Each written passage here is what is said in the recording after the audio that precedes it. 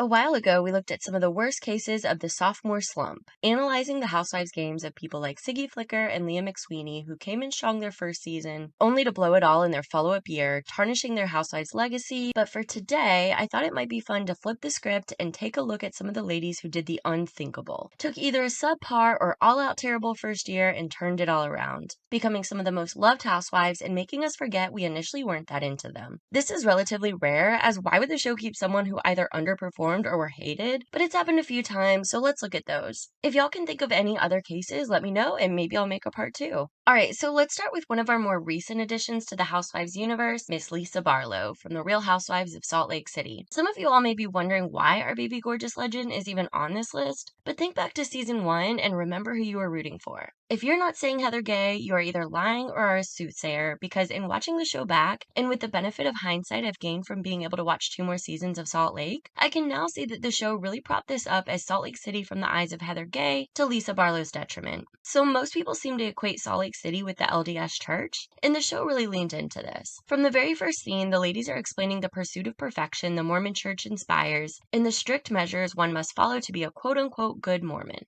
I hope it's not too controversial to say that the average non-follower of the LDS church is maybe a little weirded out by it and would probably give it a thumbs down rather than a thumbs up. This is where I think the narrative starts to be set. Lisa comes on as a proud wife and mother who is Mormon by choice, though she bills herself as Mormon 2.0 and subscribes to a more DIY version and doesn't give in to a lot of the limitations the Mormon church stereotypically puts on its members, going so far as to own a tequila brand, Vida Tequila, of which she's really proud. Heather, on the other hand, along with her sidekick Whitney, are ex-Mormons and talk extensively about the trauma they endured from being born into the church. I think a lot of viewers can relate to religious trauma or expectations of feminine perfection, or the quest to be a good girl they felt has been lobbed on them by their culture. Whitney and Heather really led us into this aspect of their lives, and it was hard not to feel for them. Lisa, on the other hand, doesn't talk all that extensively about her faith, so I think it was normal that this aspect endeared viewers to Whitney and Heather and ostracized them from Lisa. And if you're thinking it didn't need to be us versus them, you're wrong. It did, because Whitney and Heather ensured it would be. To be fair, Lisa kind of started it when she told Jen that she didn't really know Heather and said that she was known for being a good time girl in college. I think she was like the one that was like, honor code what?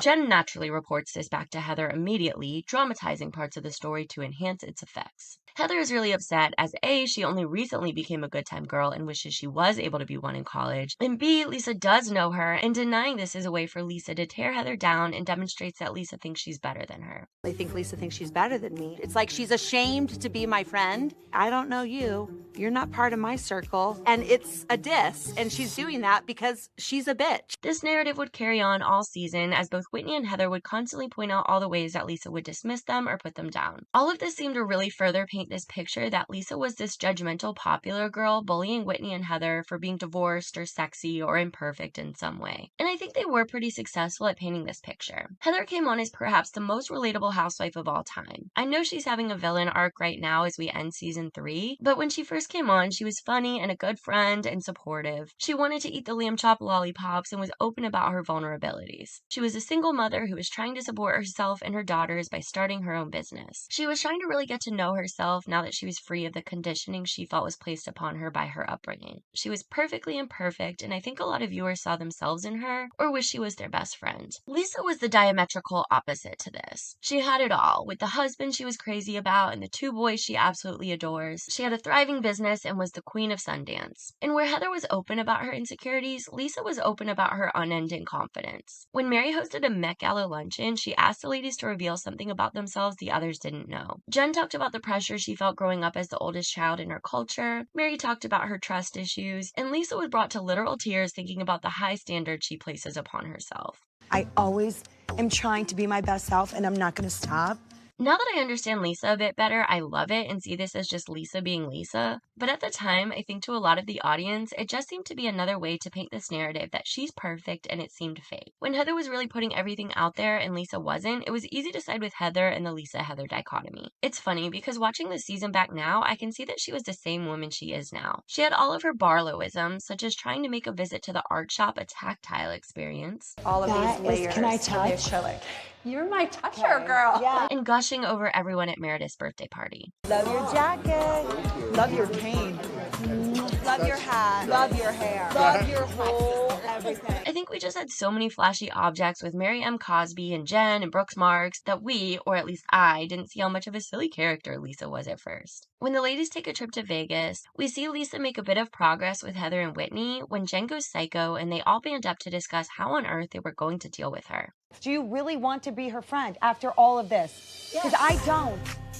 I don't. I'm being honest. I don't. But after this, we see Lisa suddenly pledging allegiance to Jen, damaging her relationship with the other women, especially Meredith, who is upset that Jen has been talking about her marriage issues. It was at the season 1 reunion where I started to see Lisa differently, realizing that she was actually a legend, specifically when she gave Whitney and Heather their ship name. Whitney and Heather, bad weather, tornado, spin the truth, destroy. The reunion was all around a gang up on Lisa Day, and I started to see just how much she was taking. She points out that Heather had been setting this narrative on her and denies that she was judging bad weather in the ways they were perceiving. She also points out that it's really not her fault that they're seeing her this way. She doesn't care what others think of her, and I really started to believe it. It's kind of inspiring to me, honestly. We should all focus mostly on our own opinion of ourselves rather than other people's perceptions of us, but I think that can be easier said than done. Lisa really walks the walk on that. While Heather may be more relatable by being open about her insecurities, Lisa is more aspirational in her ability to accept and appreciate herself so deeply. I felt like she was starting to gain some fanfare after her reunion performance, but Heather was still the overwhelming fan favorite going into season 2. So while they were filming season 2, news broke that Jen Shah had been arrested and the whole thing had been filmed. We knew it was going to be the season of a lifetime, and boy was it ever. Lisa came in a hot spot as she was the only Jen defender standing, as every single other lady had fallen out with her, namely over Jen's unhinged social media post. Did you like a comment referring to my son as a sissy bitch?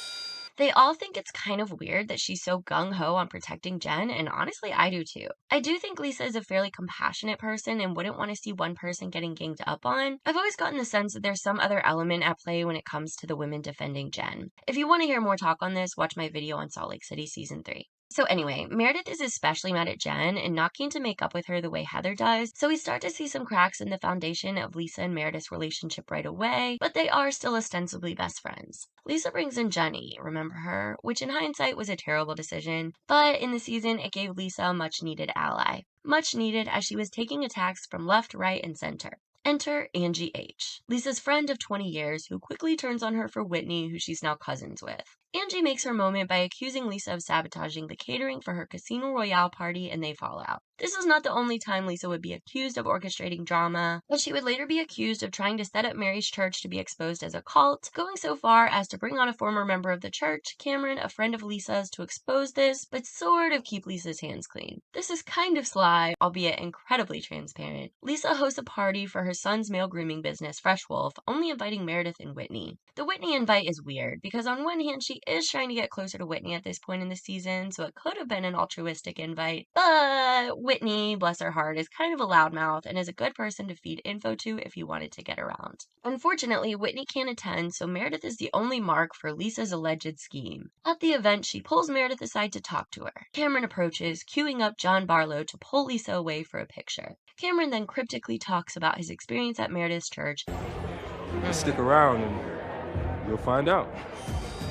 And it changes, you're saying? It changes. Leaving Meredith reeling. It's really obvious what Lisa is trying to do, and Meredith is feeling kind of weird about it. To make matters worse, Lisa tries to play the middle in the whole situation. She stirs up the conversation behind Mary's back. He mortgaged his house and gave her 300 grand. But then buddies up to Mary to her face. Mary eventually catches on, putting Meredith in the middle between Mary and Lisa. We'll get to that because another major event has occurred. Jen has been arrested. Lisa doesn't know how to handle the whole situation, and her 6 lawyers are not able to guide her efficiently. I'm physically shaking. She'd already been questioning her friendship with Jen, feeling that the friendship is one-sided and that Jen is different when they are one-on-one versus in the group. So when Jen gets arrested, she has excuse enough to pull back, which of course enrages Jen. They nearly get into a physical altercation on the Sprinter ride to Zion, though they do come to a resolution. And then, of course, the Meredith of it all. We'd seen splinters in the relationship all season. They'd gotten into it at Meredith's Shabbat dinner, they got into it over Mary's cult allegations, they'd argued at Whitney's Wild Rose beauty launch, but Lisa finally reaches her breaking point on the cast trip to Zion, which you can get a full breakdown on in my Cast Trips Part 2 video. If you remember, Meredith and Mary had grown quite close, and with a lot of the cast being on the outs with Mary, Meredith was putting in double time defending her. Lisa felt like Meredith didn't have her back the way she did Mary, so after the other ladies rile her up about this, You've been at odds with everybody in defense of Meredith. I just felt for you, and I feel like I feel for me too. she reaches the point of no return after another dinner of Meredith defending Mary while not defending Lisa. She storms off to her room and has a hot mic moment to end all hot mic moments. Her and her dumb family that poses. Why don't you own a house? Wait, you can't. Because your husband changes jobs every 5 minutes? This becomes an instant classic. It was brutal and absolutely decimating to every aspect of Meredith's being, but I think it became iconic because it was kind of hilarious. I mean, it wouldn't be hilarious if you were Meredith or her family, and Lisa definitely paid the price for it the following season, but the fandom was instantly hooked, transcribing the rant and placing it on coffee mugs. She has another brutal reunion because now she doesn't even have Meredith to back her up, and Jenny is really not much help. I think this was really Lisa's season, which is crazy when another cast member was arrested and another was accused of being a cult leader. I think with so much chaos, it started to interrupt that Mormon through line the show had relied on in its first season, and even though Lisa vs. Heather was still a factor to a degree, it wasn't the focus the way it was in season 1, and Heather wasn't quite the narrator of the story the way she was the first go-round. This made it so that Lisa wasn't completely painted as the enemy, and I think we as an audience were also really starting to understand her eccentricities. We see that the incredible sense of confidence she possesses isn't an act, and she kind of has a camp factor. She just has a funny way of saying things. I think we, or maybe I, were just taking her too seriously and didn't clue into her just being kind of silly. She's a good housewife, always keen to stir the pot, turn on her friend, and give us a snappy one-liner. She's a star and so much fun to watch. Alright, so let's go down south and talk about Miss Porsha Williams, who joined the Real Housewives of Atlanta in season 5. Now, some people may be questioning her inclusion on this list, as Porsha has really made a legacy as an iconic, fundamental housewife, but if you look back on her first season, she was very different. Don't get me wrong, she's still Porsha Williams, or I guess Stewart at the time, and has some of her most memorable moments in her first season, so take her inclusion on this list as more based on the differences in her demeanor and relationships with her castmates, which majorly changed between her first and second years. Atlanta is a franchise often associated with big names and notoriety, and Porsha kept that tradition, though it wasn't necessarily her name we knew, but those she associated with. She was the granddaughter of civil rights icon Hosea Williams and the wife of former NFL quarterback Cordell Stewart, who, judging by Peter Thomas's reaction to him, was a very big deal in the sports world. I think something key about Porsha in her first season is that she's very much defined by the people she's attached to, rather than her own legacy. This isn't necessarily a big deal, but it provides a stark contrast to her castmates, all of whom in some way made a name for themselves and were at this point more of career women, be it actresses, models, Grammy Award-winning songwriters, or attorneys to the stars/morticians. Porsha's proud of being a kept woman and reads very young, wearing cupcake type of dresses and being very deferential to her husband, with him almost coming off as more of a father figure to her than her husband. He's kind of more socially successful with the group than Porsha herself is. This is the Peter Thomas era where husbands were super crucial on Real Housewives of Atlanta, so we had a lot of couples trips and events. To me, Cordell comes off as the one who's the most eager to be there, but that's not to say that Porsha isn't engaging, she just fits in a little less. She seems to be a half generation younger than everyone around her. This is a source of tension with fellow rookie Kenya in particular. Just to back up briefly, Kenya technically was her introduction to the show when Porsha asked Kenya to come to her charity party for her grandfather's foundation. Kenya is immediately put off by Porsha asking her personal questions. That's good. So are you married? That was out of the blue. So, are you married? Which is hilarious because it sets off their series-long feud, one of the greatest of all time in my opinion, but is also kind of absurd because, like, Kenya, you're both on the show, of course she's going to try to get to know you. But Kenya is really on fire this season, overreacting to everything and starting problems with everyone around her. If you want to look at her season 5 performance, watch my top 10 rookies video. But yeah, so after Porsha mistakenly says Kenya's title is Miss America, not Miss USA. Miss USA. What was it? Miss USA. Miss USA. I'm sorry. We have Miss USA here. Kenya has good enough reason to hate Porsha and carries this energy with her on their cast trip to Anguilla, where, after some prodding by Nene, the two get into the fight of the century, spawning Kenya's biggest catchphrase and hit single. Well, you better preach now. Right? Fabulous. Going with the wind, fabulous. Okay. The two continue to clash all season. Luckily for Porsha, Kenya has managed to piss off every single cast member, so most of them buddy up to Porsha, creating kind of a little sister dynamic with most of the cast. The problem is that they don't really take her seriously, mostly due to how under Cordell's thumb she is. Cynthia tries to include her in her pageant she's throwing, but feels a little put out when Porsha won't let her have the meeting at her home because Cordell isn't there. When the ladies take a trip to Vegas, Porsha won't go to the strip club because Cordell wouldn't like it. He's already letting her on the trip after all. Yes, let me, okay? And if you understood that, maybe you would get a husband. The rest of the ladies think that this is weird and want her to stand up to Cordell, but for the most part, it's out of love. Nene especially tries to shake this traditionalist type of mindset out of her, and it seems to have worked a little bit because we do see her start to express some doubts about Cordell's control over her, especially in regards to the idea of them having a child. We start to see glimmers of future Porsha, where she talks about wanting to have a career and be a mom, and seems to have changed her mind a bit from the initial commitment she made to Cordell about staying home full time. It's clear that there was really something to this, as our finale card tells us that he had filed for divorce. It seems as if the reunion was filmed before this actually happens, but while it was being orchestrated, because he doesn't show up to the reunion, but Porsha gives an incredible speech on who she is, who she wants to be, and how much she looks up to the other women. I want to be strong like you. I want to have a career as well. I want to have my children, okay, that I take care of. Andy has actually said that this moment was what gave her that second season. I think that while we saw that Porsha was incredibly funny and entertaining, she just didn't seem to mesh well with the other ladies. It seemed like she could possibly be a fit on other franchises, but it wasn't clear exactly what would be her place on this show. So when season 6 rolled around, it was refreshing to see a whole new Porsha. She and Cordell are in the thick of their divorce. She's really heard about the whole thing, saying she found out through Twitter. We see her feeling disrespected when she has her stuff moved over to her mother's house where she's living, and it's not treated with care. She talks a lot more about how she's protected him in their marriage and opens up more about the control he's had over her. Nene has really taken a liking to Porsha at this point. She was kind of checked out in season 5 as she was living in LA and wasn't around much, but now she's back in the A and is firmly picked aside in the lingering Porsha vs. Kenya feud. Porsha is kind of a broken bird, and this kind of becomes her role in the group. Where her youthfulness had made her seem disconnected from the ladies in season 5 because she was so attached to Cordell, she has now adopted a little sister type of role with all of the women besides Kenya, and now is really letting them in and allowing them to baby her a bit. She really leans a lot on the other women, and we get to see a lot of sweet moments of sisterhood arise from this situation. It does start to wear a bit thin, especially with Nene, who feels like the comfort and compassion only goes one way, but we see Porsha kind of just concede and admit she was wrong in this. We also see Porsha really step into this ditzy type of role. We'd had glimmers of it last season. It's not just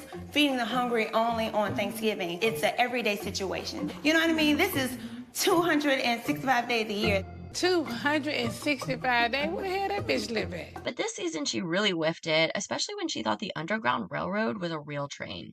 It's not electric like what we have now. It wasn't a train, baby. She also buys a massive house that everyone wonders how she's affording, which she explains away as an investment in herself. The point is, she had really started to carve out a role for herself within the group as the younger sister underdog who provides a lot of comic relief. Porsha really started to feel like an essential part of the group, and her relationships with the other women really felt genuine. We also see her start to step into a sense of independence, making moves to carve out a career when she gets a part in Candy's play. She of course causes moments with this, and it was fun to watch Don Juan and Candy reacting to her silly demands. Wait a minute. She thinks she's supposed to get the same billing as Eddie Levert or Shirley Murdoch? She gets into drama, of course, especially with Kenya, but she's really just a breath of fresh air while this season's playing out. I think there's something really emotionally satisfying about seeing someone who is acting more as an accessory to her partner to realize that she wants something more for herself and go out and get it. She kept things mostly light this season, even staying out of the infamous pillow talk brawl, but at the reunion we get a glimpse into the intense, complex emotions that she wrestles with. Kenya was going after her, insulting her intelligence. I would like Porsha to spell scepter. Go. We'll wait. And displaying some prop work, and wasn't taking Porsha's hints that Kenya was past Porsha's window of tolerance, and Porsha reached her breaking point. This was obviously just a terrible situation. Kenya always has a wing to what she does on the show, especially in those early years, and was embodying the villain role because it was fun, but for Porsha in that moment, it was just too real. I don't need to say that it's never okay to get physical with someone, we all know that, and Kenya was right to think it was entirely too far, and I understand why she was wanting Porsha off of the show after that. But we also saw Porsha immediately say that it was wrong and immediately feel remorseful. She explains that she was in a blind rage and tells Andy that it was just her breaking point, and all the emotions she'd pent up about the divorce and the prodding from Kenya she'd taken the past 2 seasons were just unleashed, and she lost control and let her anger get the best of her. It's not right, and I'm not defending her, but it was a moment of raw, visceral emotion that we all witnessed. I think this season took Porsha from an Alexis Bellino-esque Barbie doll she was in season 5 and showed us a story of a woman gaining her own identity, warts and all. Porsha has had one of the biggest stories of growth in Housewives history, but the biggest jump, I think, was between these 2 seasons. Alright, but let's head on down to Miami and talk about Miss Larsa Pippen, who is an OG cast member. The show seemed keen to feature her as she was married to basketball legend Scottie Pippen. Even though matriarch of the cast Leah Black got the first scene, we saw Larsa get double the scenes before Miami mainstays Alexia and Marisol were even introduced. Larsa seemed like a good candidate for the show. She was a true housewife, cooking every day and managing the housewife for her famous husband and 4 young children. She has a 15-year relationship with fellow housewife Christy, the ex-wife of another basketball player, and they were a duo of sorts. She had the wealth, the star power, she should have been great, but in practice, she was kind of a flop. She felt very 2000s to me. She seems very vapid, not having much interest in anything beyond herself, her family, and shopping. She comes off judgmental right from the get-go, laughing with Christy at Adriana shredding her stuff on the catwalk at a fashion show. She's super self-absorbed, deeming her own friends her sidekicks who will drop anything to go shopping with her. She had some feuds, which were all kinda odd. First, with the general concept of nannies. Most of her personal scenes, we see her complaining about how hard it is to find a good nanny. I love the idea of a feud with the nanny in theory, but there's no one nanny that upset her, it's all of them, which makes you kind of wonder if Larsa is the problem. This whole bit also comes off a bit questionable, as she's making a lot of comments about people not speaking English and things of that nature. She also feuded with the Miami legend Mama Elsa when she demanded an intuitive reading from her, but doesn't like what she hears. This ends up getting a shade nasty and leads to a fight between Larsa and Mama Elsa's daughter, Marisol, during the commercial break at the live season 1 reunion. You just said that Marisol is as old as your mother and obsessed with plastic surgery. I think it wasn't a shock that Larsa didn't come back for season 2. Both her and Christy were given the axe, and the series was revamped for a much more successful season 2. Larsa just didn't seem to have the pop needed to be a good housewife. She wasn't really funny, even unintentionally, and wasn't quite reactive enough to create fun feuds. She was pretty, but her outfits weren't very exciting. What she should have brought, which was the wealth and the fame adjacent, we got much more from Leah Black, so Larsa was really just not serving much, and they found much more dynamic replacements in Joanna, Lisa, Karen, and Anna the next season. In her time away from Housewives, Larsa split with Scottie and befriended the Kardashians. I don't really watch their shows, so maybe someone who does can explain in the comments just how close their relationship was, but I guess they started publicly hanging out right after Larsa was on Real Housewives when Kim was filming a spin-off show in Miami. They hung out a lot until they had a falling out in 2020. I guess there was a lot of speculation around it as people were noticing they weren't at each other's birthday parties and that the Kardashians had unfollowed Larsa. People thought it involved something with Tristan Thompson, who I know is Khloe's children's father. There was speculation Kanye had something to do with it, but as far as I know, there wasn't a clear answer beyond speculation and rumors. So all this is to say that Larsa made a name for herself outside of Housewives. So when it was announced that The Real Housewives, which was canceled after season 3, was getting rebooted, people wondered if Larsa would be back, and it turns out she was. Like with her first stint, it seems as if production put a lot of cachet into her presence, and this time she delivered, albeit somewhat by force. The big story with Larsa upon her re-entrance was her foray into OnlyFans. Everyone is curious about it, with some being a bit more judgmental than others. Instagram is PG-13. OnlyFans is X-rated. No. Larsa is really open about it, saying she makes $10K a day. I kind of love that she was so open about this. As demonstrated by Nicole and Alexia in particular, it's something with a negative, sometimes shameful stigma. So I think Larsa not caring what other people think about it could really open up the minds of viewers. It also showed Larsa's growth as a person in her time away, as season 1 Larsa would have probably talked shit about it in a corner with Christy. She's also single now and opens up about the divorce in a way that I don't think season 1 Larsa would have. Still, despite her being transparent about these aspects of her life, she's not exactly an open book, specifically about what people were curious about the most, which is her fallout with the Kardashians. Larsa tries to play coy, but luckily Adriana has the same questions we all do and wears her down to the point where she's totally backed into a corner and has to respond, especially when Kim's ex-husband gets brought up in part. Do I just say it? Kanye West's penis. Where Adriana goes, Julia follows, so it's only natural for Julia to get up in front of everyone and announce that there's one person on the cast she doesn't really click with. It's Larsa! We also see Larsa as a duo with Lisa, and they're a fun pair. So I don't know if it's so much that Larsa made a radical change and suddenly was a great housewife, as much as her life got more public and interesting and Adriana forced her to engage. But either way, Larsa was a much more fun housewife this go around. She did seem a little primed by the Kardashian machine, where she felt she could pick and choose what she wanted to reveal to the public. But this is Housewives, and it doesn't work that way. Even if by force, Larsa ended up being a great addition to the Miami reboot and was a total 180 from her season 1 self. Alright, so let's move on back down to Atlanta and talk about Sidora, who joined the ladies in season 13, which was Atlanta's COVID season. I think when she first joined, she was a little confusing. She was brought on by Cynthia, and a decently well-known actress, most known for her roles on That's So Raven, the TLC biopic, and for playing herself in The Game, which hilariously causes drama with fellow newbie friend of LaToya when she gets mad at her for something her character did in the show. I've been out before, and people have been wanting to beat me up, and I want to fight you. This is my favorite type of drama, so I was loving this. Despite meeting and interacting with the ladies early on, a series of misfortunate events causes her to film most of her scenes in the first quarter of the season solo or with her messy husband, Ralph. Like, the first time we meet them, they get in a massive fight on their anniversary due to Ralph having just left the family for a few days and not telling Drew where he went. This becomes a recurring theme for the couple of him doing something super disrespectful and gaslighting her when she spins out about it. At one point it comes up that he was recording the family without their permission, which is kind of alarming. The whole situation is a lot to take in, and I don't feel like we knew Drew or Ralph well enough to really know how to react. It's kind of a third season housewife storyline, but it's what we got of them their very first scene together. It was just a lot, and I don't think we really knew how to react to it all.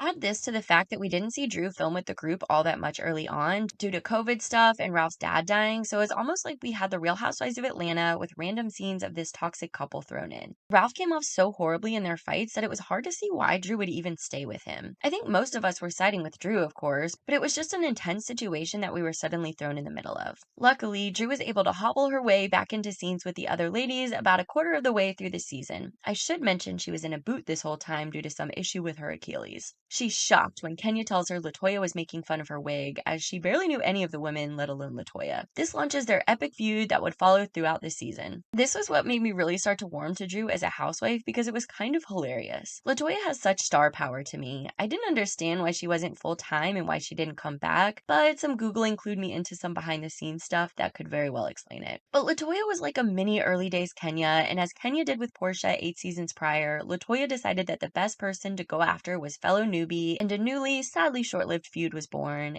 and it was just super silly. After the wig fiasco, Drew deems LaToya her biggest fan and gives her a signed picture, which tickles all of the other women. Even LaToya herself admits it's kind of funny. They started to bond as fellow nieces. This was a quasi-alliance season with auntie and niece factions, but this is short-lived as Drew, who is apparently very religious, has her driver/assistant give LaToya a pep talk and encourage her to come to church, which makes Drew happy until LaToya starts allegedly seeing the prophet Lot, which majorly upsets Drew as she claims LaToya broke up his family and ruined her daughter's blessing, which was to be performed by a collection of all of the area's prophets, but they all ended up backing out due to the bad vibes LaToya created by allegedly getting with the prophet Lot. She's saying that somehow it caused a ripple in the prophet community, and all the other prophets ditched her as a result. Candy gets very invested in this saga, which was very funny to see. All of the women are kind of following Drew's chain of thought until they get the prophet on FaceTime and he denies it all. Drew counters this by playing a tape of the prophet admitting to having feelings for LaToya, which doesn't sway anyone. Am I missing something? I didn't learn a damn thing from this recording. I'm about to turn the channel on this soap opera. When Andy tells her at the reunion that when you bring receipts, they have to land, Drew creates a whole new genre of receipts. These are spiritual receipts. It doesn't come in a physical. We're talking about something spiritual. Okay. It was all just really silly. Drew definitely came off a bit holier than thou, but I love when housewives act holier than thou, so I was eating it up. There were times that this feud got a little nasty, but both of them were able to navigate through it. I wish this feud could have lasted longer than one season, as it had such potential for a Porsha vs. Kenya type of base to last the Real Housewives of Atlanta through the 2020s, but alas, it did not. And it's not just LaToya that Drew feuded with. She also took on LaToya's mentor, one Kenya Moore of Kenya Moore Hair Care fame. Kenya was initially open to Drew, telling her that she would be taking a private jet on their infamous trip to South Carolina, but after some light shade thrown by Drew, I mean, look, like, Kenya came and what she came with, and I think she's rocking it well. I mean, we do the best we can. Did I just get wrecked? Kenya gets annoyed when she feels Drew put her on the spot when she asked about the transportation situation to South Carolina in front of everyone. Their feud escalates on the trip when she's not getting why everyone is acting like nothing happened after everyone was mad at Kenya the night before, forcing Porsha to have to explain that that's just housewives culture. She does confront Kenya in game form. We gonna play a game. Y'all excited? Yeah. Okay, so it's called the realest or the fakest. Which boded very well for me. Luckily for Drew, Kenya gets really into her investigation into who slept with Barlow the stripper, so she was out of hot water for a bit, but when the two meet up to hash things out, Kenya is very put off by Drew's vocal exercises. And when she tries to storm out, she is doubly disgusted when Drew wants to split the check. Broke bitches split checks, okay?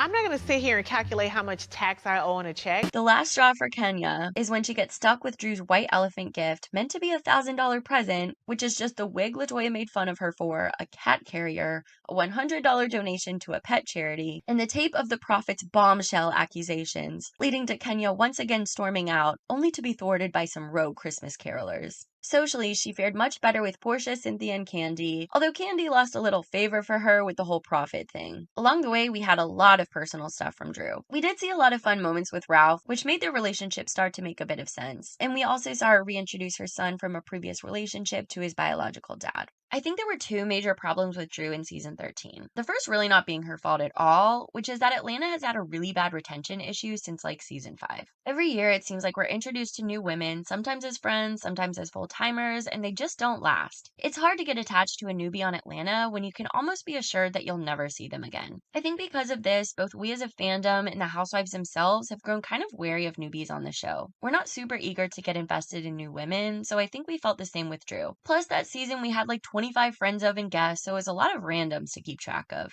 Again, this isn't Drew's fault, and honestly it's a major testament to Drew that she was the first since Porsha and Kenya to last for 3 whole seasons on Atlanta. Unless, of course, you consider Eva. And after the news broke of her and Ralph's divorce, I have to imagine that she cemented herself as an Atlanta staple at this point. But I'm getting ahead of myself. The second big issue with Drew in season 13 is that her performance was very inconsistent and started off really shaky. In the first few eps, we don't really see her with the other women. We just get major drama that we're not yet emotionally invested in. And then when she was with the other women, we were getting a lot of contradictions, such as her being down to party with Barlow in South Carolina, and then clutching her pearls at LaToya and the prophet maybe engaging in a relationship, although also maybe not. I don't mind contradictions, but it was hard to put your finger on who exactly Drew was. I did know that I liked her and that I wanted to see more. So when season 14 rolled around, we had a major cast change. The show devastatingly lost Porsha in the midst of a massive scandal and gave Cynthia Bailey the axe, but finally gave Marlo a peach and brought back Sheree for a record-breaking 3rd time. It seemed like the show wanted to get back to its roots a bit and cut all of the new girls with the exception of Drew. Sonia, a 4-time Olympic gold medalist, is brought in and we have a whole new era. Drew delivers from the minute she appears on screen, talking about her own track star career as she goes to meet up with Sonia. I could have went to the Olympics. I was a track star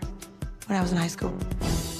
Who again won 4 gold medals for track, and talking about Ralph's football star career. What position did you play, honey? I was playing receiver at Rutgers. I didn't play it in the games, but I was just on the field.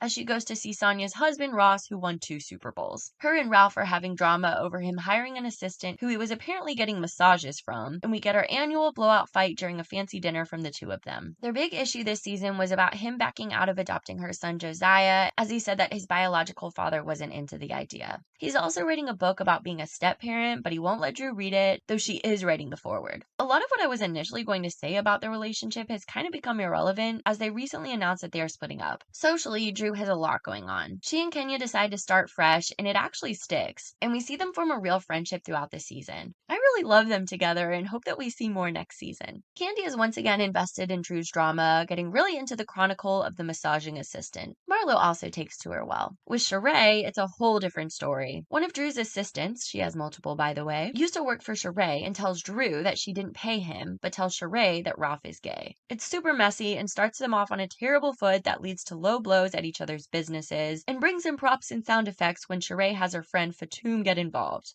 Go pee in a bush. She's barking.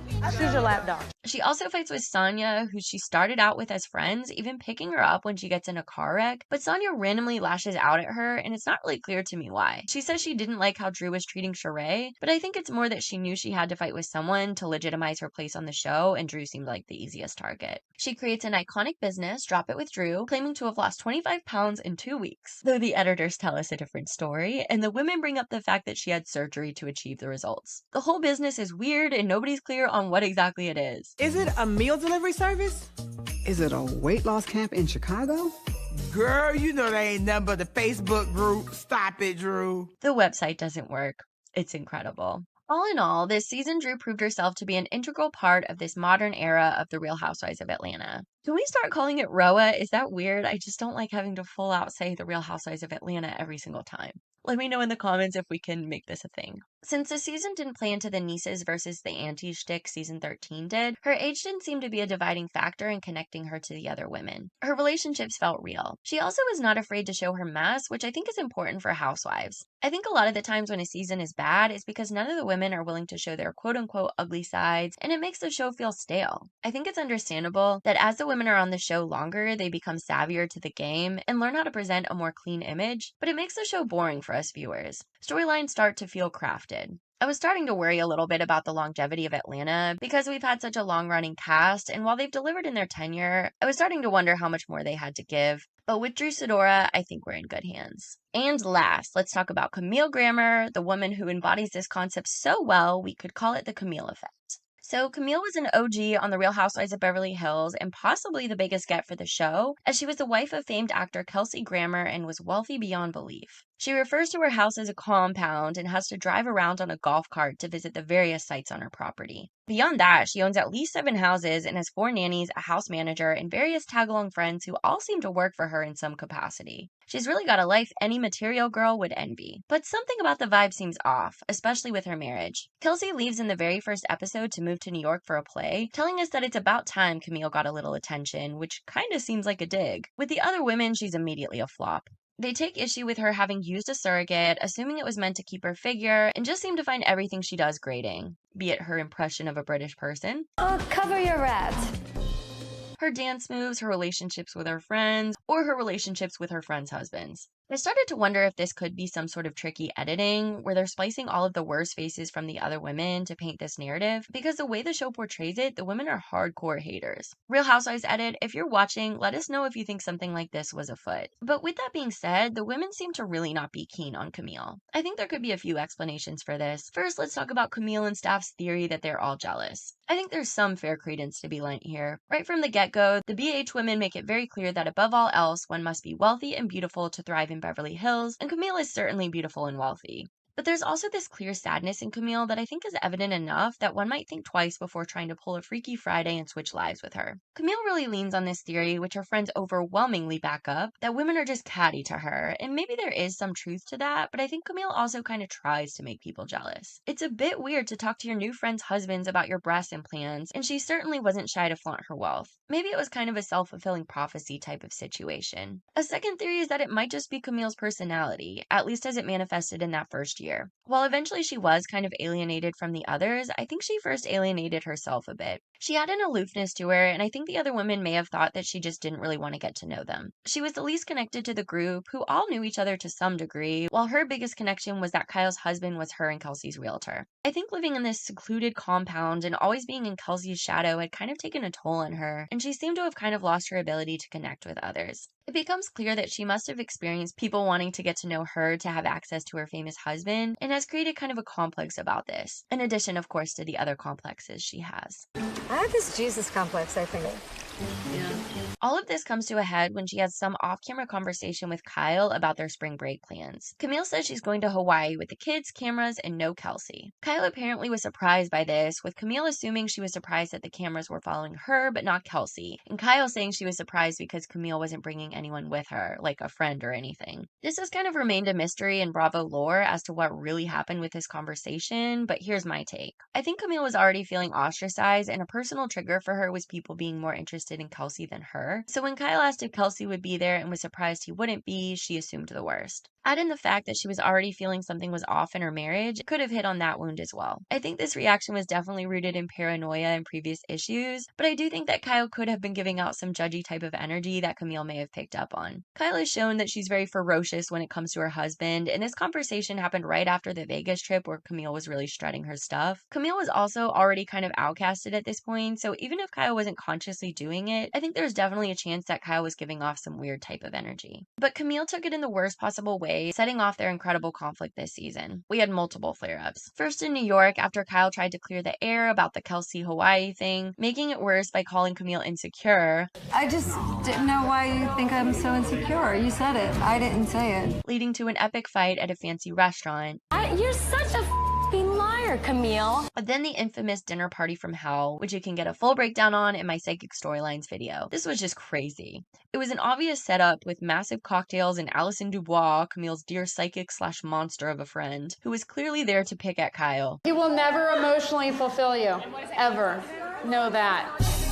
By the end of the night, it seems like even Camille thinks she's gone a little too hard on Kyle. It's great TV, but definitely doesn't reflect well upon Camille. Camille then threatens Kyle, telling her that she doesn't want Mauricio to be her real estate agent anymore, and suddenly Kyle has to try to make nice. They start to move forward, with Kyle even laughing off Camille giving her a book on how to behave and why, and are able to make nice for the rest of the season. This feud was just fantastic and a great way to start the Real Housewives of Beverly Hills. Camille was definitely at a disadvantage as she was going up against the show's anchor, who was coming off, for the most part, down to earth and likable, which majorly highlighted how up her own ass Camille was coming off. Every other housewife was siding with Kyle, and it was all around bad for Camille, but great for us viewers. Aside from her feud with Kyle, Camille was just kind of insufferable. She claims that she's more stressed out than the other women. All of the women have very busy lives and they're very important what they do, but it just seems like I just have that 30% more. But like, doing what? She has more help than anyone with 4 nannies, a house manager, and whoever else, and really doesn't have all that much to do. She's decorating her apartment in New York and shooting Real Housewives. That seems to be it. She's also openly flirty with her hottie male friend Nick, kissing him in front of his wife. She's kind of just smarmy. Watching back now, I think she's fantastic television, but on my first go round, I was just at my wit's end with her. She was really hard to root for. But we did get some perspective on Camille's behavior towards the end of the season when she tells us Kelsey had told her that he wanted to get a divorce. While the writing was on the wall, it was still sad to see the pain and heartbreak she was feeling. It was actually kind of a learning moment for me. I've noticed that anytime a housewife is just acting like a total monster, there almost always is something tragic going on behind the scenes, and this was my first time witnessing it. When the reunion happens, it's clear that Camille has gotten the message, though Andy makes sure she hears it. Conniving, passive-aggressive, narcissistic, insecure, catty, jealous, cruel. She of course has her spats, especially with Kyle, but most of the women rally around her to support her against Kelsey and the American public who have deemed her the most hated housewife in America. So when season 2 opens, we've got a whole new Camille. The divorce is finalized and she's been on a healing journey. It's opened the door for relationships with the other women, and her and Kyle have grown really close. She seems to be more lighthearted, guest starring on a role in a sitcom making fun of herself. She's just coming off way more down to earth and open to connection. Absolute chaos is happening around her with the other women. Taylor's in a suitcase, Kyle and Kim are still on the rocks from the limo fight, LVP is starting to get accused of leaking stories, but Camille is just chilling, doing her thing and being sweet. She bonds with Brandy when she enters as their divorce stories mirrored each other, and is able to keep her disdain of Dana Pam to her confessionals. Most people that have a lot of money don't really brag too much about it, and that's the honest truth. They kind of keep it to themselves.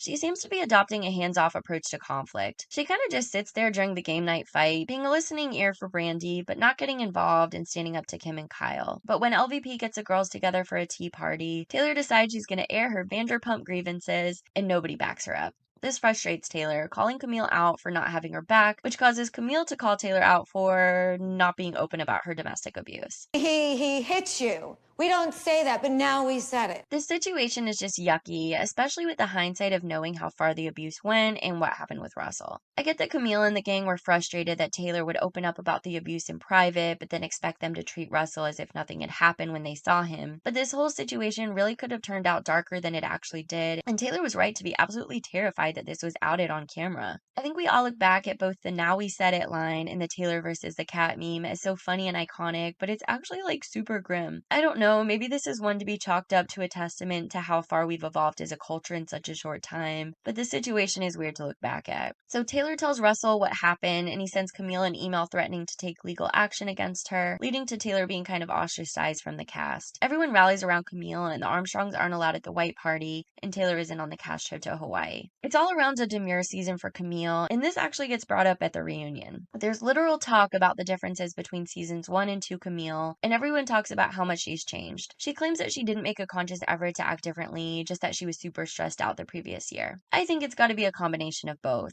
Yes, she was undoubtedly stressed out. Her marriage was falling apart, and her life was suddenly much more public than it had ever been, but I think there had to have been some sort of meetings with a PR firm or something to figure out how to come across more likable. Whatever she did, it worked. I'm a diehard Camille lover now, and aside from her absolutely bizarre moment of comparing herself to Brett Kavanaugh in season 9, she's mostly maintained the good graces she earned with the audience that second season. She created the blueprint for how to turn things around, and I think this can be a lesson that you can always recover. So those are the 5 best examples I could come up with of housewives turning around their image after a subpar rookie season. Let me know if there's anyone you think should have been on here that I left off, and maybe I'll do a follow-up. This video was a massive labor of love, so if you enjoyed it, please give it a thumbs up and subscribe to the channel if you haven't already. If you want to connect on social media, my ads for Twitter, Instagram, and TikTok are at deeplysuperfish. I'll link them in the description. If you have an opinion on any of the women in this video, please give me a write-up in the comments because I love to read them. But I think that about does it for me today. I'll look forward to seeing you in the next video. Bye!